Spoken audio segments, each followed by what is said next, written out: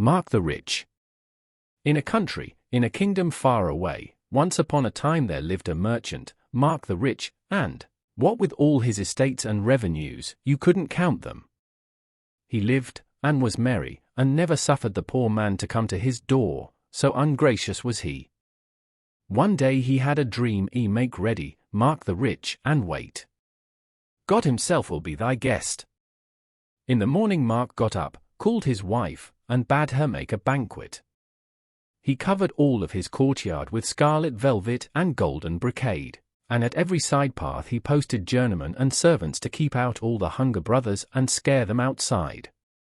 Then Mark the Rich came, and sat awaiting the Lord. The hours went by, and never a guest. And then the poor heard that there was a great feast at the house of Mark the Rich. They all gathered round for the hallowed gifts, but the journeymen and servants drove them all away. But one poor beggar, bent with age, and all in rags, went up to the door of Mark the Rich. And as Mark the Rich saw him from the window, he cried out in a fierce voice, "Hi, you sluggards and louts! Eyes and no eyes? Look at the beast that is traipsing up and down our courtyard, get rid of him." And all the servants scampered up, laid hold of the poor old fellow, and rushed him out the back way. One good old woman saw him, and said, "Come to me, you poor old beggar, I will feed and rest you." She took him in, fed him, gave him to drink, and laid him to sleep, and thus Mark the Rich had never found the Lord for whom he was waiting. At midnight the lady had a dream, and heard some one knock at the window and ask, "Old and righteous man, are you sleeping here tonight?" "Yes," said the old man.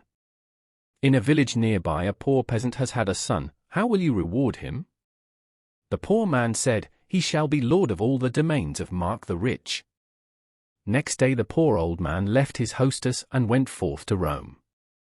The old peasant woman went to Mark the Rich and told him of her dream. Mark went to the peasant and asked for the baby. "Give him to me, I will adopt him, he shall grow up, I will teach him well, and when I die he shall have all my wealth." This was what he said, but his thoughts were quite different. He took the little boy, went home, and threw him into a snowdrift. "Lie there and freeze, that's the way to become master of Mark's wealth." But that same night hunters, passing by, hunting for hares, found the boy, took him home, and brought him up. Many years passed by, and much water flowed in the river, and one day Mark the Rich went out with those huntsmen, saw the young boy, heard his story, and spoke about him, and knew it was the same he had cast forth. So Mark the Rich asked the youth to go home and take a letter to his wife, but in that letter he bade her poison the boy like a dog. The poor foundling set out on his road. When on his way, he met a poor man with nothing on but a shirt, but this beggar was Christ himself. He stopped the wayfarer, took the letter, and held it for 1 minute, and the letter was changed in all it said. The wife of Mark the Rich was to receive the bearer with all honor, and marry him to her daughter. It was said, and it was done. Mark the Rich returned home, and was very wroth at seeing his new son-in-law, and said, "In the evening go to my distillery and look after the work," whilst he secretly told the men to hunt him into the burning cauldron as soon as ever he appeared.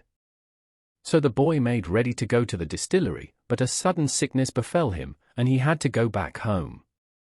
Mark the Rich waited his time, and went to see what had become of his son-in-law, and tumbled into his own distiller's clutches, into the burning cauldron.